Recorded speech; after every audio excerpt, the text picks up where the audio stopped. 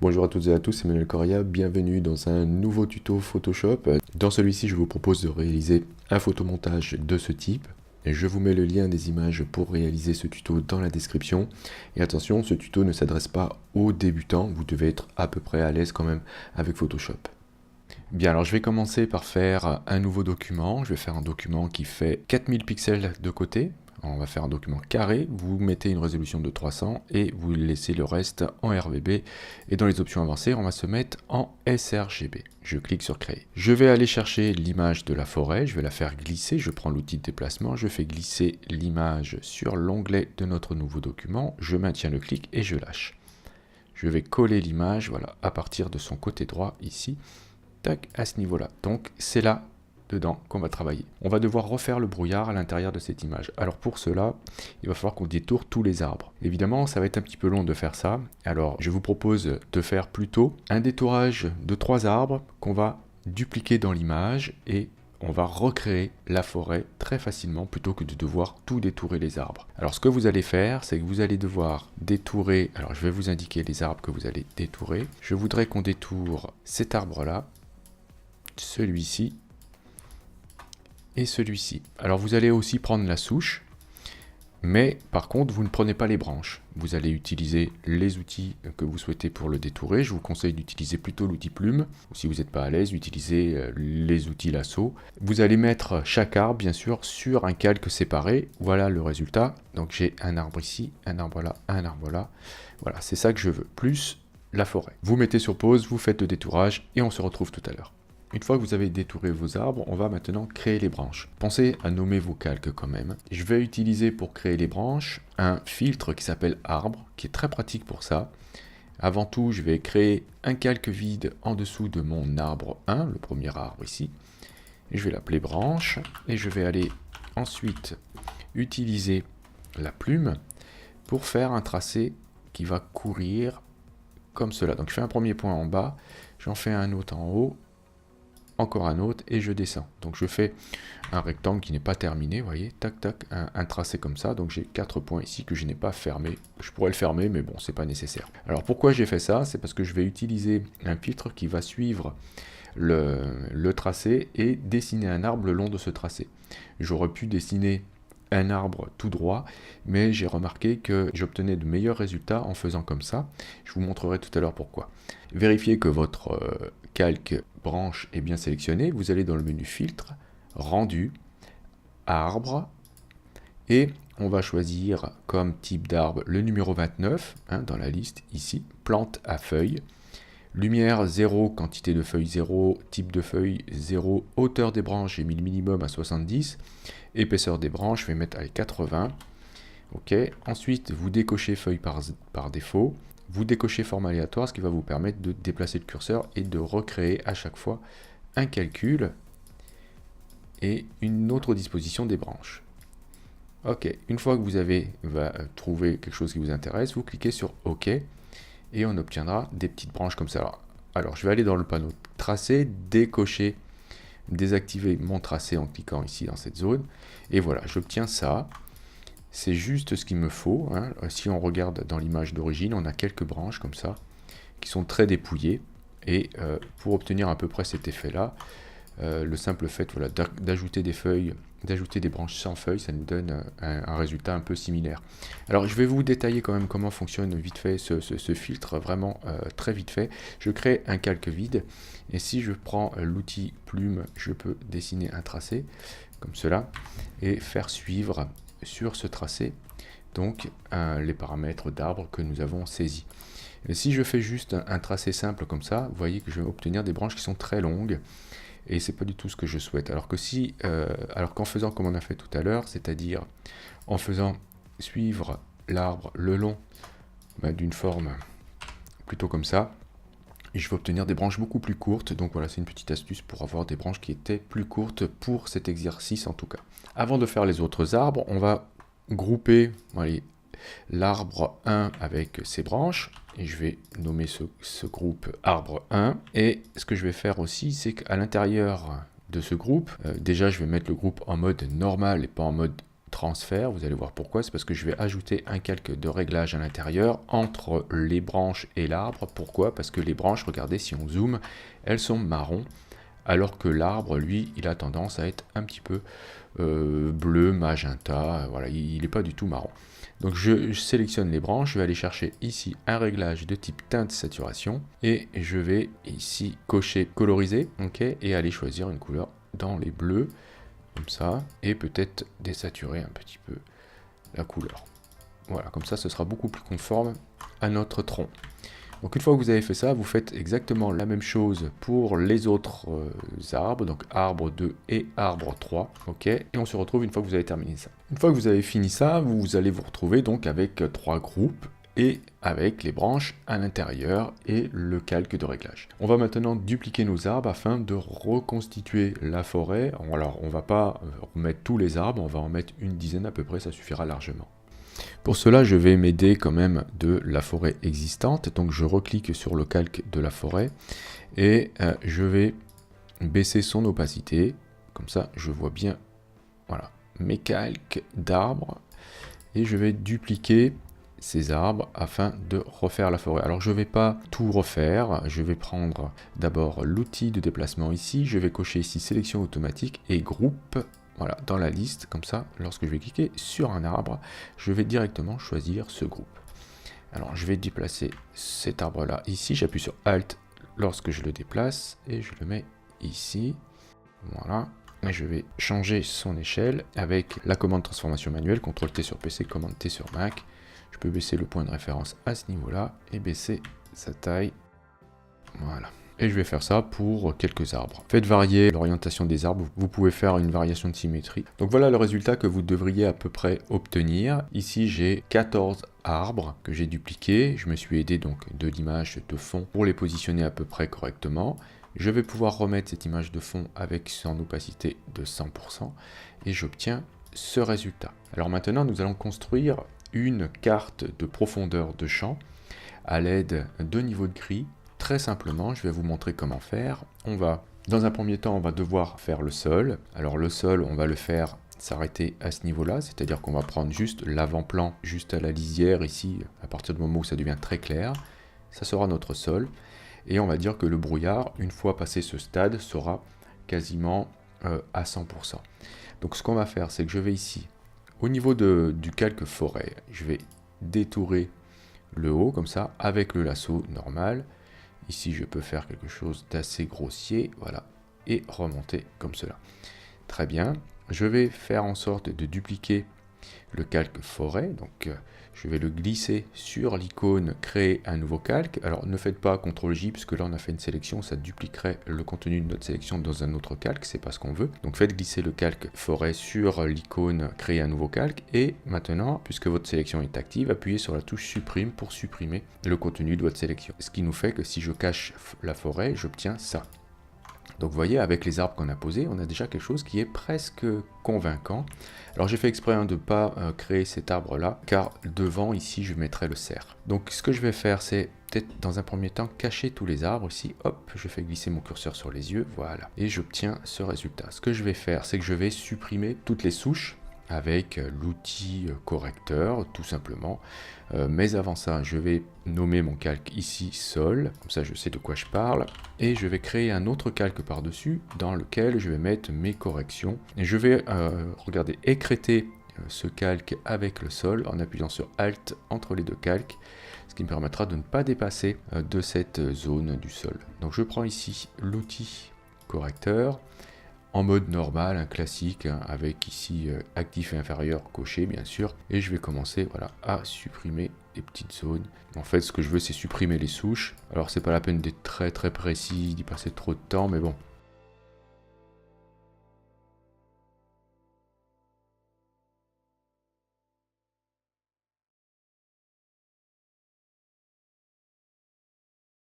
Très bien, allez on va dire que c'est à peu près bon. Une fois que vous avez terminé ça, vous pouvez le grouper et l'appeler sol. Avant de créer notre carte de profondeur de champ, je vais aller chercher le cerf ainsi que les os afin de les placer correctement dans notre environnement et ce qui nous permettra aussi du coup de les placer correctement aussi dans le brouillard. Alors je vais aller chercher le cerf, hop, ici, voilà, bien faire en sorte d'être au bon endroit.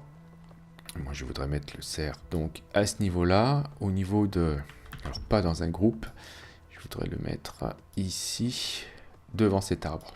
Ici. Par contre, dans l'autre sens. Alors, je vais le flipper, enfin, je vais lui faire une symétrie, CTRL-T, hop, clic droit, symétrie axe horizontal, voilà. Donc, le cerf, je vais le mettre ici. Donc, vérifiez bien que les pieds sont au niveau de la souche, et on va le cacher derrière l'arbre. L'arbre qui est, si on l'identifie, qui est celui-ci. Je vais le monter au-dessus du cerf, voilà, comme ceci. Bien, alors, vérifiez bien l'ordre de vos calques, hein, pour que les arbres soient bien, les uns par rapport aux autres, bien positionnés.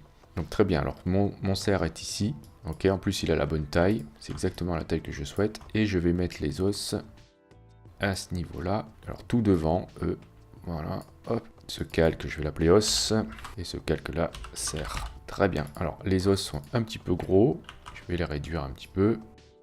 Ok, bien. Alors après, ce que je vais faire, c'est que je vais donc créer cette fameuse carte de profondeur de champ. Je vais aller sur le calque sol, ici. Je vais ajouter un effet de type incrustation dégradée. Je vais aller chercher un dégradé qui va du noir vers le blanc. Donc le premier arrêt ici est en noir, le deuxième est en blanc, avec une opacité ici de 100% en haut, et vérifiez que vous êtes en mode normal avec une opacité à 100%. L'échelle, il va falloir la définir. Le but, ce sera en fait tout ce qui sera noir sera pas dans le brouillard, et tout ce qui sera blanc sera dans le brouillard. Donc vous pouvez faire un cliquer-glisser, hein, pour déplacer le dégradé comme cela sur votre élément. Vérifiez qu'ici vous avez un angle à 90 degrés, que vous n'avez pas inversé de cocher. Ok, et on va dire que voilà, je vais le poser à peu près comme ça. Ce sera pas mal, c'est-à-dire que là ça commence à être assez sombre et on va vers le clair. Ici j'ai une échelle à 76%, ok. On va tenter ça, je clique sur OK. Donc une fois que vous avez fait ça, il va falloir qu'on fasse la même chose pour tous les autres éléments. Je vous montre comment et ensuite vous le ferez vous-même. Alors on va commencer par cet arbre là devant. Je clique dessus, donc avec l'outil de déplacement avec sélection automatique cocher et groupe ici. Et je vais ajouter, regardez, un effet aussi, mais cette fois-ci de type incrustation de couleur. Et je vais aller chercher, donc là je suis en mode normal, opacité normale, je vais aller prendre ici la couleur et je vais cliquer avec la pipette au niveau du dégradé du sol, ici, tac. Voilà, ce qui va me faire, voilà, l'arbre avec le même niveau de gris au niveau de son sol. On va en faire pareil pour les autres éléments, ainsi que le cerf et les os. Donc une fois que vous avez fait ça, vous obtenez ce type de résultat. Donc on a déjà un effet de profondeur qui est très intéressant.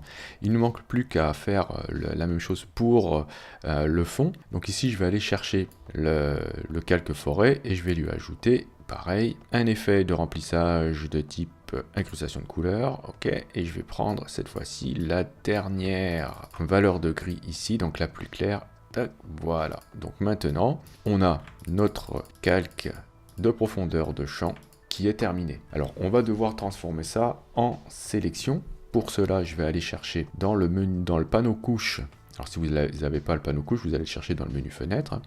Je vais cliquer ici sur RVB et je vais cliquer sur le rond ici avec les pointillés pour créer une sélection à partir de ça. Je vais aller dans le menu sélection ensuite et cliquer sur mémoriser la sélection. Je vais l'appeler brouillard. Ok, très bien. Je désélectionne et vous voyez que maintenant on a ici une nouvelle couche qui s'appelle brouillard. Je vais récupérer cette sélection dans le menu sélection, récupérer la sélection. Je vais chercher ici brouillard. Hop, et je vais ajouter un calque de remplissage de type couleur unie, ok, et je vais, voilà, pour l'instant choisir un bleu comme ça, au pif, et je pourrai le changer par la suite. Et vous voyez que ça prend en compte donc la sélection que nous avons fait, puisque on a maintenant un masque de fusion qui est arrivé, car on avait la sélection qui était active. Donc ce qu'on va faire, c'est qu'ici on va décocher tous les effets pour tous nos calques,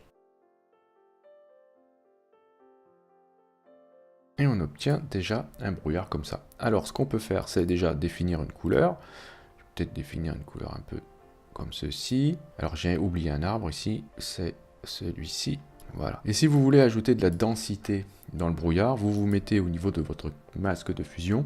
Vous allez chercher un réglage de type courbe et vous allez tirer le curseur blanc ici vers la gauche. Et vous voyez ce que ça va vous faire, ça va augmenter le brouillard.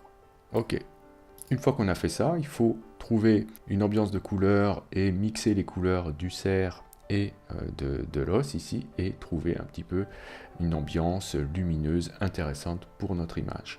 Bien, on va faire des petites corrections quand même de luminosité au niveau des arbres, car vous voyez ici par exemple, là j'ai des incohérences. Alors ce qu'on va faire, c'est que je vais désactiver ce calque et prendre l'outil de déplacement, cocher encore une fois sélection automatique et groupe. Et par exemple, si je veux corriger cet arbre-là, vous voyez qu'au niveau du sol, ici, on a une petite incohérence. Celui-ci aussi. Alors très simplement, je vais commencer par celui-là. Regardez, je clique dessus, ça m'identifie le groupe en question. Je vais ouvrir le groupe et dedans, je vais mettre un calque de réglage de type courbe. Je vais déplacer ce curseur blanc ici vers la gauche jusqu'à obtenir quelque chose, oui, à ce niveau-là, qui soit correct. Et je vais faire la même chose pour tous les autres arbres.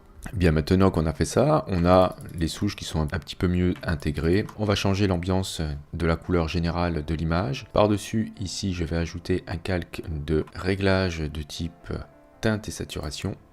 Et je vais carrément coloriser l'image en cliquant sur coloriser. Donc là, je vais pouvoir changer la couleur de tout. Et je vais choisir une couleur un peu bleue comme ça. Allez, on va dire un bleu comme ça.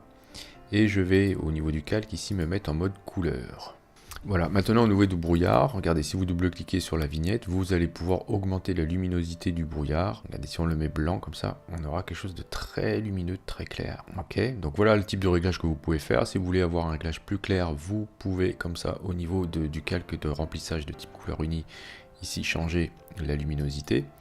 Et par-dessus, vous avez la couleur, donc vous pourrez changer la couleur de l'ambiance générale de l'image. Cette image sera très monochrome et vous pourrez changer aussi la luminosité. Donc ça, c'est uniquement la couleur, hein. C'est pas la luminosité de l'image. Voilà, si vous voulez quelque chose de plus éteint, vous pouvez désaturer un petit peu. Ok, donc je vais faire un peu la même chose pour le cerf. Ici, j'aimerais qu'il soit très sombre, de la même manière que le premier arbre ici. Alors je vais aller sur mon cerf. Alors je vais le grouper. Le cerf, ce sera plus simple. Au niveau du confinement de mes réglages, je le groupe.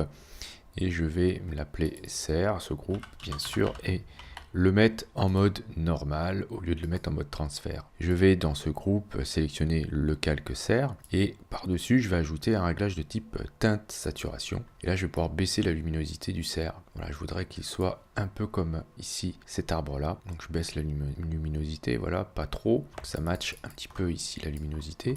Alors, ça servira à rien de changer la teinte puisqu'on a par-dessus un réglage qui nous change la couleur de tout.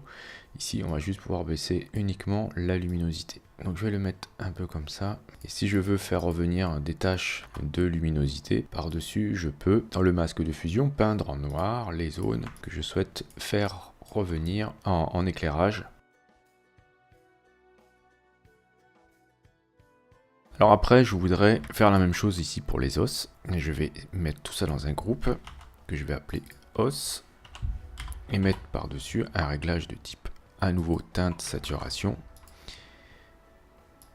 Voilà, et là je vais baisser juste la luminosité. Alors, il faudra que je fasse attention de vérifier que ce groupe-là est en mode normal et pas en mode transfert. Voilà, très bien. Et ici, donc je vais pouvoir faire correspondre la luminosité avec le sol. Là. Voilà, un peu comme ça. Une fois qu'on a fait ça, j'aimerais foncer un petit peu l'image. Alors ce que je vais faire, c'est que tout en haut ici, donc au-dessus de mon calque de réglage teinte saturation, je vais ajouter un réglage de type courbe. Le curseur noir, je vais le déplacer à droite et le curseur blanc ici, je vais le descendre. Alors celui-là, je vais peut-être le remettre comme ça, alors quelque chose d'assez sombre. Et bien sûr, dans le masque de fusion, je vais récupérer le masque de fusion ici du brouillard. Donc je fais Alt et je le déplace, je le mets dessus, je remplace le masque. Et je vais l'inverser avec CTRL I sur PC, commande I sur Mac. Voilà, ce qui me permet d'avoir quelque chose de plus sombre à l'avant-plan. Et je vais sélectionner le masque de fusion et je vais lui donner encore plus, avec un réglage de type courbe, un peu plus de densité. Donc je vais déplacer ce curseur, vous voyez ce que je vais faire en faisant ça. J'assombris encore plus l'avant-plan et l'arrière-plan reste plus clair. Alors après, je pourrais peut-être à nouveau redonner un peu de luminosité à ce niveau-là, ici aussi. Alors si vous ne voulez pas abîmer votre masque de fusion ici, vous groupez le réglage de luminosité ici avec lui-même. On peut l'appeler luminosité et on va ajouter un masque de fusion sur celui-ci. Hop, voilà. Si vous voulez rajouter de la lumière ici, il va falloir peindre dans le masque de fusion du groupe. Mais pour ne pas dépasser, on va devoir récupérer la sélection ici du squelette. Donc je vais dans le groupe os et j'appuie sur CTRL au niveau de la vignette de l'os pour récupérer cette sélection. Et dans le calque ici luminosité, je peux peindre en noir pour faire réapparaître de la lumière. Alors appuyez sur CTRL H sur PC ou commande H sur Mac pour ne pas voir la sélection active. Voilà. Et on peut faire revenir de la lumière comme ça. C'est à ce niveau-là. Très bien. Pour faire la même chose sur le cerf, il va falloir récupérer la sélection du cerf, donc qui est ici. CTRL-clic dans le masque de fusion. Je me mets là. Et je vais faire la même chose ici en peignant noir là-dedans. Ok, j'aimerais que l'image soit bien sombre maintenant tout autour. Alors je vais ajouter à nouveau au-dessus de tout ça un calque de réglage de type courbe. Ok, alors vérifiez bien que le calque arrive au-dessus de tout. Hein. Ça doit être le tout premier. Je vais l'appeler sombre. Et ce que je vais faire, c'est que je vais utiliser le masque de fusion ici de notre brouillard que je vais remplacer. Donc je le copie avec Alt enfoncé lorsque je le déplace. Je valide, ok. Et ici, dans les réglages de type courbe, je vais baisser cette courbe pour avoir quelque chose de très sombre. Je vais vérifier ici que je travaille plutôt en mode luminosité. Voilà. Alors voilà les réglages que j'ai donnés. Donc je pourrais même peut-être me mettre comme ça plutôt. Voilà, je baisse juste ce point, ok, pour assombrir le tout. Au niveau du masque de fusion, je vais le sélectionner et ajouter encore plus de densité. Donc avec un réglage de type courbe, je vais déplacer ce curseur là vers la gauche. Voilà, ce qui va vraiment assombrir l'image. Une fois que j'ai fait ça, je vais grouper mon réglage avec lui-même. CTRL G, je vais l'appeler encore une fois sombre. Et je vais ajouter un masque de fusion. Je vais peindre en noir les zones que je souhaite éclaircir. Ok, bien une fois qu'on a fait ça, maintenant, on peut ajouter les yeux de l'animal. Alors très simplement, comment on va faire par-dessus tout, je vais faire un groupe que j'appellerai yeux. Ok, et je vais, à l'aide de la plume, dessiner le contour des yeux de l'animal. Du coup là j'ai dessiné avec un tracé, vous auriez dû être en mode forme, mais c'est pas grave parce que regardez ce que je peux faire, c'est ajouter maintenant un calque de remplissage de type couleur unie et ça va automatiquement me faire une forme. Donc je vais le remplir en blanc. Ok, donc une fois que j'ai fait cet œil là, toujours sur le même calque ici, je vais ajouter l'autre œil. Donc je prends la plume à nouveau et je vérifie ici que je suis sur associer les formes et je vais faire un point là. Ok, et je vais maintenant ajouter des effets. Je vais ajouter un effet de lueur externe. Voilà, opacité 100 en mode superposition avec du blanc. Technique plus tamisée, grossi 0. La taille ici, le premier, je vais le mettre à 100. Et qualité, je vais le mettre comme ça. Donc c'est le premier. Étendu 50%, variation 0. Je clique sur OK. Je vais dupliquer ce calque. Et je vais changer la lueur externe. Cette fois-ci, je vais la mettre taille, je vais mettre 25. Voilà, ce qui va me donner des premiers yeux avec une lueur étendue et les autres avec une lueur plus réduite.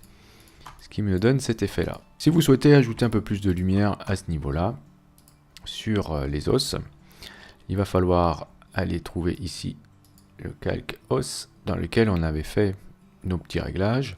Vous voyez ici, on a teinte et saturation. Si j'atténue teinte et saturation qu'on avait mis dans le groupe, donc en peignant en noir avec un flux léger, je vais pouvoir retrouver un petit peu de luminosité sur les os. Voilà le principe. Après, pour finir l'image, vous pouvez ajouter par-dessus un réglage par exemple de type correspondance de couleurs. Hein. Ici, là, vous allez charger des tables de correspondance de couleurs. Choisissez l'ambiance que vous souhaitez. Faites-les défiler avec les touches. Une fois que vous avez trouvé ce que vous souhaitez, voilà, vous avez quasiment terminé l'image. Et si vous avez des questions, n'hésitez pas à le faire dans les commentaires. Si vous avez aimé, cliquez sur j'aime, ce sera très utile pour le référencement de la chaîne. N'hésitez pas aussi à partager les vidéos, cela aussi, cela favorise la visibilité de la chaîne. Si vous n'êtes pas abonné, cliquez sur abonnez-vous. N'oubliez pas la petite clochette pour être averti des prochains cours ou des prochains tutos. Et justement, on se dit à la prochaine pour un autre cours ou un autre tuto.